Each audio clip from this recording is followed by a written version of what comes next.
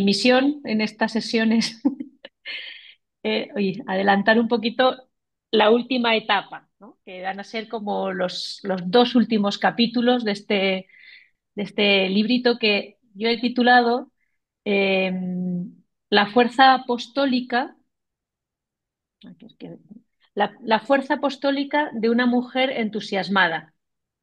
Y he elegido la palabra entusiasmada y mujer eh, claramente por lo que nos vamos a encontrar en estos dos capítulos, ¿no? Mujer, no solo porque sea, no hablo ahora solo de Santa Teresa, sino como vais a ver, lo comprobaréis cuando lleguéis al capítulo 7, eh, la samaritana, ¿no? Bueno, recordarnos, sé que esto ya sobra porque lo hemos recordado cada vez, pero a mí me parece importante y yo creo que a medida que llegamos al final vais a descubrir cómo conecta con eso que hemos expresado en el capítulo, ¿no? Que esa invitación, ese camino de vivir esa espiritualidad teresiana conectadas con la fuerza y con sentido de misión, ¿no? Y quizá, claro, la I en el fondo nos confunde porque parecen dos cosas separadas, ¿eh? Como que por un lado está la conexión con la fuente y por otro lado está el sentido de misión. Pero el propósito de esta relectura que estamos haciendo de esta obrita precisamente es ver que no son dos cosas separadas, sino cómo ese sentido de misión o ese empuje apostólico nace o cobra una fuerza y una dimensión, eh, pues yo diría extraordinaria, ¿no? Precisamente cuando nace de esa conexión con la fuente, que yo creo, vamos, lo podemos compartir todas seguramente, que es esa mirada que tiene Enrique de Osó cuando mira a Teresa de Jesús. O sea, como este hombre profundamente y tremendamente apostólico toma como fuente, vamos, o se le regala, porque yo creo que no es que él lo tome, sino que es un regalo del espíritu, la fuerza dinamizadora de la mística teresiana, ¿no? Entonces yo creo que justo en estos dos últimos capítulos, sobre todo el último, vais a captar perfectamente esta clave, ¿no? Y bueno, pues con esa invitación también de que nutra nuestro deseo de vivir ahí, ¿no? Eh, Mujeres entusiasmadas, ¿no? La palabra entusiasmadas la he puesto yo precisamente por la etimología de esa palabra, ¿no? Entusiasmo, es una palabra que viene del griego, que es en theos, en Dios, ¿eh? Theos es Dios, en, y de alguna manera, cuando se dice que una persona está entusiasmada, es como que tiene a Dios dentro. Es verdad que coloquialmente esa palabra ya se utiliza eh, no desde ese sentido más radical, pero si viéramos, ¿no? Cuando decimos de alguien que está entusiasmada, es como que tiene una energía, una alegría extraordinaria, ¿no? Como muy profunda y muy fuerte. Bueno, pues en clave eh, creyente o religiosa y etimológicamente hablando es eso, ¿no? Mujer entusiasmada es la persona que tiene a Dios dentro y claro, tener a Dios dentro hace que brote eso que reconocemos como entusiasmo, ¿vale? Esta es la clave fundamental de estos dos últimos capítulos que ya se ha venido gestando, ¿no? Se ha venido gestando en lo anterior, o sea, en el capítulo 4 y 5, ¿no? Porque recordáis que todo el capítulo 4 en adelante ya es todo ese dinamismo de la locura de amor, ¿no? Estamos entrando en una dinámica de locura. Eh,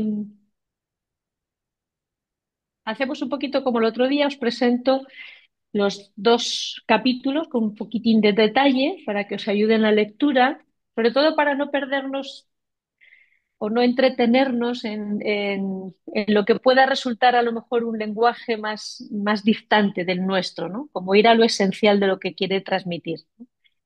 En, en clave de proceso espiritual coincidirían estos 6 y 7, estos capítulos 6 y 7, de alguna manera con la morada sexta y séptima.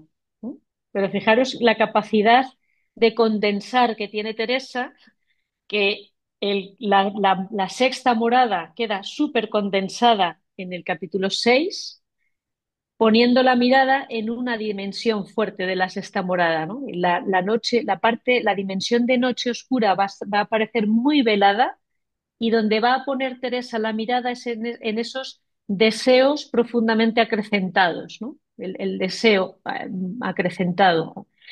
Y el capítulo 7, pues también responde a la etapa de la séptima morada. Pues también esa capacidad de síntesis y como muy focalizado en lo que quiere transmitir. Como os decía, en clave de itinerario espiritual, pues es esa etapa que podríamos identificar con la experiencia paulina de es Cristo quien vive en mí, ¿no? Gálatas 2:20. Es Cristo quien vive en mí, o como dice Teresa, ¿no? En la séptima morada, cuando le preguntan por la mariposica, dice ahí, la mariposica ya como que se murió y ya es Cristo, ya no vive ella, sino que es Cristo quien vive en ella, ¿no? Es Cristo quien vive en mí, o mi vida es Cristo. Y también coincide, por tanto, o sea, como que pone ahí un fogonazo sobre la fecundidad apostólica. O sea, esta experiencia de vivir inmersos en Cristo, o sea, es lo que va a tener como efecto la fecundidad apostólica en el discípulo, ¿no? En el seguidor de Jesús. Este sería como el foco, ¿eh? El centro de lo que quiere expresar. Un poquito de detalle sobre cada uno. Pues en el capítulo 6, bueno, fijaros cómo termina el capítulo 5. Lo último que dice, ahora miremos lo que dijo delante de esto la esposa. O sea, como que en estos capítulos 6 7 va a decir, si en el 4 o 5 he estado poniendo la mirada en cómo la iniciativa es de Dios, ¿no? Es Dios el que toma la iniciativa, el que hace, y ha subrayado la pasividad en la persona. Ahora con esta frasecita lo que nos va a decir es, vamos a ver qué es lo que dice la esposa, es decir, qué efectos, o el decir no es de palabras, sino un modo de decir es, bueno, qué efectos tiene la persona, qué vive la persona que tiene esta experiencia en la vida de oración, ¿no? Como que los capítulos 4 y 5 se ha focalizado más en la experiencia orante, y el capítulo 6 y sobre todo el séptimo va a poner la mirada en los efectos de ese modo de orar que se perciben en la vida cotidiana. Todo esto en medio también de mucha simbolismo y lenguaje del Cantar de los Cantares, ¿no? Entonces sigue la esposa, sigue el beso, sigue todo, ¿no? Capítulo 6 yo lo he titulado Ordenó en mí la caridad, que tiene también bueno, lo vamos a ir viendo, ¿no? Mm, Como una doble connotación, ese ordenó en mí la caridad, ¿no? Lo primero que va a empezar subrayando Teresa en este capítulo es, de nuevo, el que Dios no se contenta, dice ella, con darnos tan poco como son nuestros deseos. Si los que tengáis o si tenéis relativamente frescos, ¿no?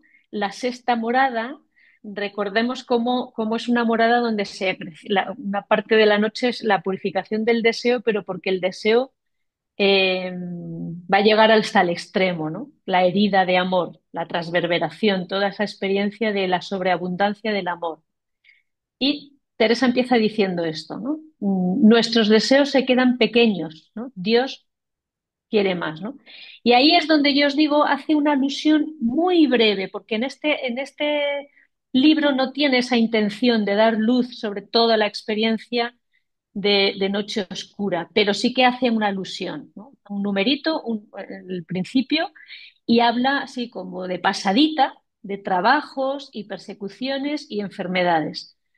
Teresa quiere o tiene la intención de poner la mirada en los efectos del amor, ¿no? Más que en otra cosa. Hay un simbolismo que es el versículo que está comentando del Cantar de los Cantares, es que el Señor metió en la bodega del vino. Entonces, aquí en esta simbología de la bodega y del vino, bueno, pues la bodega simbolizaría a Cristo, entonces entrar en Cristo, ¿no? Y el vino es muy gracioso, porque esto cuando lo leáis a mí me hace mucha gracia. Yo que aquí últimamente tengo por costumbre con mi familia a veces hacer visitas eh, a bodegas, cómo te explican toda la cultura del vino y todas las variedades. Y aquí Teresa, la verdad es que da cuenta de que algo sabía de variedades de vino y de los distintos efectos y que hay vinos, ella va a decir, ¿no? Hay vinos mejores y vinos peores, ¿no? Hay vinos que producen un tipo de efectos y vinos que si aquí decimos cuando un vino es malo, o sea, es de mala calidad, decimos que es un vino peleón porque te deja mal, ¿no? Bueno, pues Teresa va hablando, decir, hasta ahora como que el orante iba probando vino, pero está llegando al vino mejor, que también tiene una resonancia evangélica, ¿no? El vino mejor, el de las bodas de Caná, no es el primero, sino el último, ¿no? El vino mejor. ¿Cuál es el efecto fundamental del vino? Que embriaga. O sea, aquí el amor va a producir, va a utilizar literalmente esta palabra, Teresa, una borrachez divina, ¿no? Emborracha, ¿no? Pero cuando traduce, ¿qué significa? O sea, ¿cuáles son esos efectos? Esto es muy curioso también, porque eso pasa humanamente, ¿no? El vino, incluso el exceso de vino, no en todas las personas produce los mismos efectos, ¿no? Bueno, pues esto es lo que dice. Dice, así como el vino produce muchos efectos, así este amor. Dice, a unos los libera de la sensualidad y del apego a las cosas de la tierra. Dice, a otros les acrecienta los deseos de servir, a otros los efectos se traducen, el efecto de este vino se traduce en amor al prójimo, etcétera. O sea, como decir, no produce el mismo efecto en todas las personas, igual que el vino, ¿no? Dice Teresa, y esto también os lo hago resaltar, yo, porque son cosas que a lo mejor si leéis todo seguidas uno no cae en la cuenta, pero me parece bonito caer en la cuenta. Eh, de esto que os voy a decir ahora, ¿no? Recordáis todos seguramente la experiencia de la transverberación, ¿no? La experiencia de la transverberación es como que hay una flecha, una saeta, que es que nace de Dios y llega, del amor de Dios, llega al corazón de Teresa, ¿no? Y le hiere el corazón de Teresa con el amor de Dios, ¿no? Pues aquí es muy bonito porque Teresa invierte es como si hablara, si se puede hablar así, lo que voy a decir ahora, de una transverberación de Dios, ¿no? O sea, ahí entra en una disquisición que es muy propia de la espiritualidad y de su tiempo, entre el amor y la voluntad. Va a hablar de la voluntad humana, ¿no? Y se pregunta qué es la voluntad. Para que nos entendamos y todos lo tengamos en cuenta, la voluntad es como la facultad humana de la determinación, ¿no?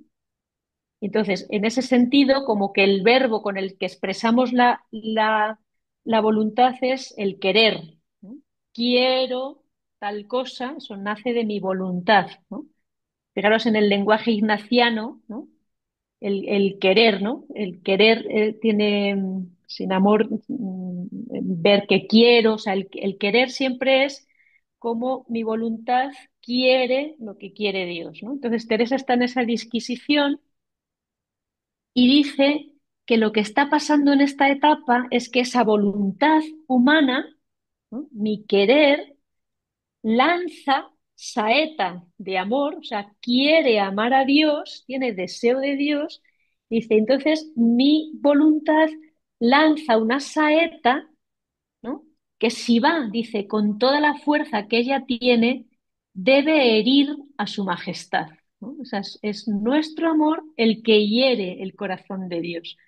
Os lo hago señalar más allá de comentarlo por lo bonito que es esa inversión, ¿no? de la imagen, ¿no? El corazón de Teresa es herido por el amor de Dios, pero Teresa dice, el corazón de Dios es herido por mi amor, ¿no? Por el amor de la persona. Es esa mirada siempre tan humanista de Dios, ¿no? Del propio Dios. El ordenar el amor, eh, fijaros que también el verbo ordenar puede tener una doble connotación. Ordenar, poner en orden, ¿no? Algo que está desordenado. Entonces, ordenó en mí la caridad, así lo leemos claramente en las Quintas Moradas, que también lo dice ahí, es como que toda mi afectividad queda ordenada.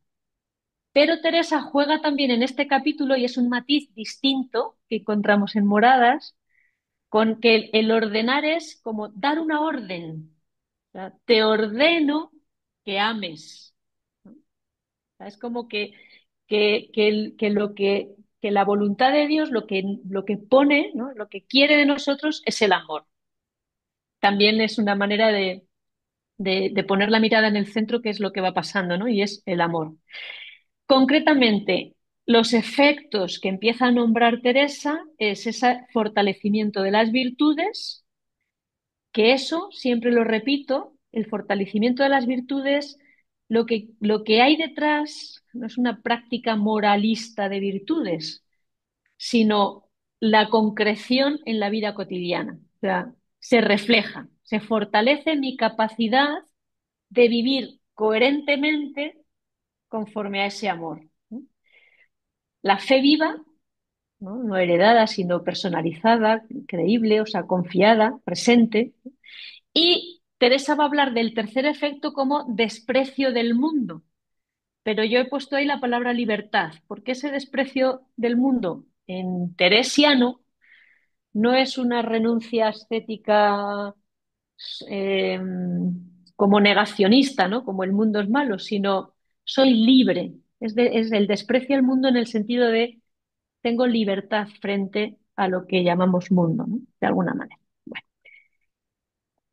una referencia evangélica, todo el libro siempre está atravesado, ¿no? Pero aquí es muy bonita también como en el capítulo 5 habíamos hablado que el Espíritu Santo aparece como medianero, es el medianero. Y aquí de nuevo, o sea, quizás es la obra que tiene más presencia activa del Espíritu Santo, ¿no? Me interesa. La acción el ejemplo que pone es el de María en la experiencia de la Anunciación y hace referencia a cómo la acción del Espíritu Santo lo que produce en María es la encarnación del Hijo. Entonces es como que en esta etapa el orante, la acción del Espíritu en el orante, lo que produce en él es la encarnación del Hijo. Por eso podemos decir, es Cristo quien vive en mí. Como María pudo decir, es el Hijo de Dios el que vive en mí. Es como sería esta etapa evangélica. Y ya un poquito más ligero, porque, bueno, o igual más o menos, el capítulo 7 eh, que os decía, ¿no? Es como esa eclosión de la sexta a la séptima morada, por tanto va a aparecer esa tensión claramente ya resuelta, ¿no? Entre, por un lado, desea morir, desea el desierto, desea el morir para unirme a Dios, y por otro lado, deseo meterme en mitad del mundo, que dicen moradas, o aquí deseo servir.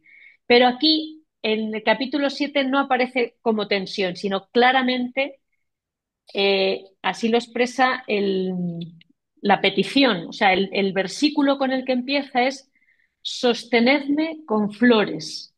Fijaros qué es eso, cómo relee, es que es muy bonito ver cómo relee Teresa desde su experiencia qué significa sostenerme. Es decir, si yo estoy deseando irme al cielo, ¿no? Para morirme, vivo sin vivir en mí, que muero porque no muero. Pero ante esto, si me tenéis que sostener en esta vida, dice, sostenedme con flores. Las flores son las obras en servicio de nuestro Señor y del prójimo. Entonces, lo que me sostiene en esta vida es, lo que me da sentido en esta vida es el servicio. Y por eso aparece aquí también veladamente bueno, veladamente, pero de una manera explícita. O sea, habla de Marta y de María. eh, y os subrayo una frase que me parece bonita en la clave que os decía al principio, ¿no? Desde la que nos interesa leer, ¿no? Dice Teresa claramente, en lo activo, o sea, en lo que hacemos y que parece exterior, obra lo interior. O sea, lo que hacemos externamente refleja nuestro interior. Y eso, bueno, a mí por lo menos cuando lo leo y lo recuerdo, es como decir, claro, el criterio de discernimiento de lo interior pasa también por conectarlo con lo que vivimos exteriormente, ¿no? Esto es lo que decía Simone Weil, ¿no? Cuando quiero saber qué experiencia de Dios tiene una persona, no me fijo en lo que dice de Dios, sino en cómo habla de los demás, ¿no? Cómo se relaciona con los demás. Es ese contraste siempre entre el interior y el exterior. Dice, cuando las obras activas, por eso yo he puesto ahí la palabra fecundidad, ¿no? Cuando las obras activas, nuestra acción apostólica, sale de esta raíz de nuestra conexión con la fuente, por eso os decía yo que no es una y, sino nace de ahí, son admirables y olorosísimas las flores.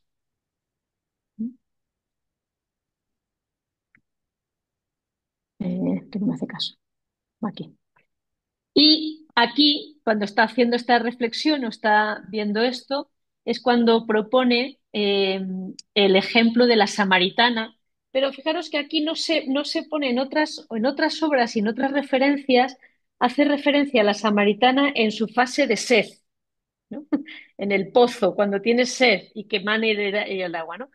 En esta obrita, porque es donde está poniendo la mirada, se fija en esa samaritana que sale corriendo por las calles como una loca, gritando, me he encontrado con el Señor. Digo como una loca porque ella dice, ¿no? Iba con esa borrachez divina, ¿no?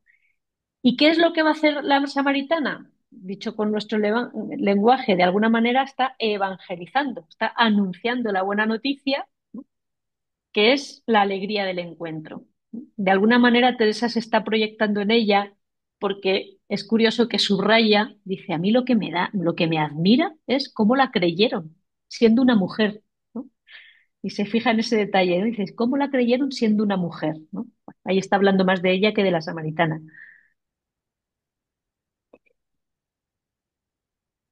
Por tanto, ¿no?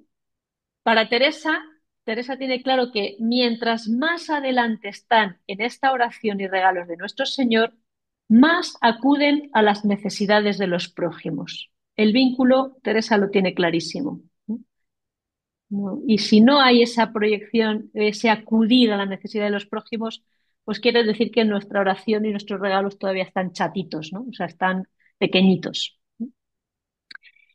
Y Teresa va a afirmar, pero yo aquí lo dejo veladamente en la pregunta porque va a ser una de las preguntas también que os propongo de relectura, ¿no? Es como Teresa se hace esta reflexión, esta pregunta, ¿no? ¿Cuándo es oportuno, ¿no? ¿Cuándo ha de salir la persona a aprovechar a otros? ¿No? ¿Cuándo nuestras... a ver, me he perdido. ¿Os estáis viendo mi pantalla? ¿A mí o la presentación? La presentación. Ah, es que he perdido la presentación, pero yo he debido tocar algo. Se Bueno, ve la vale. presentación, si Vale, no. vale, genial. Sí. Eh, Eso. Esta pregunta la dejo ahí porque va a ser una pregunta pues, que quiero que os hagáis, ¿no? Conclusión, ¿no? O una frasecita de ella también para concluir. Dice, paréceme que debe ser uno de los grandísimos consuelos que hay en la tierra ver uno almas aprovechadas por medio suyo, ¿no? Recordad, con algunas lo hemos hablado, ¿no? Más veces, esa vocación fundamental de Teresa que tiene que ver con ser mediación para que otras personas se salven, ¿no? Y de ahí brota esta bienaventuranza, ¿no? Dichosos a los que el Señor hace estas mercedes, bien obligados están a servirle, ¿no? de nuevo la conexión entre la oración y la vida. Bueno, pues este es un poquito como la traca final, porque es que es un librito que no baja la intensidad, sino que es tan cortito que va subiendo y en el capítulo 7 es como la explosión, la traca final de unos fuegos artificiales y ahí se queda, ¿no? En esa explosión de ello, ¿no? ¿Qué propuesta os hago para la lectura? Como siempre, os vais a encontrar unos ejercicios más pues, para la indagación personal, que nos ayude también bueno, pues, a reflexionar, ¿no? Sobre nuestra propia experiencia con algún texto más actual y va en la línea de cómo cuál es cómo mi vida don para los demás, ¿no? Y ese enclave del tiempo de contagiar la alegría. Ya lo veréis en la ficha y veréis de dónde están los títulos y los textos 6-7. Esto sería la presentación. En el ratito que podáis compartir ahora, bueno, perdón, pero no me voy a entretener ahora mucho para no quitaros tiempo del grupo. En la ficha hay tres preguntitas como que os pueden ayudar también a esa recogida, ¿no? De la síntesis, ¿no? Pues ver qué signos de la persona, yo los he ido mencionado aquí, pero bueno, que los identifiquéis en el texto. Y quizá las otras dos tienen más que ver con nuestra propia reflexión al hilo del texto, ¿no? ¿Hay algo, después de haber recorrido toda la obrita, ¿no? que podemos hacer para disponernos a esta experiencia, en nuestra vida cotidiana?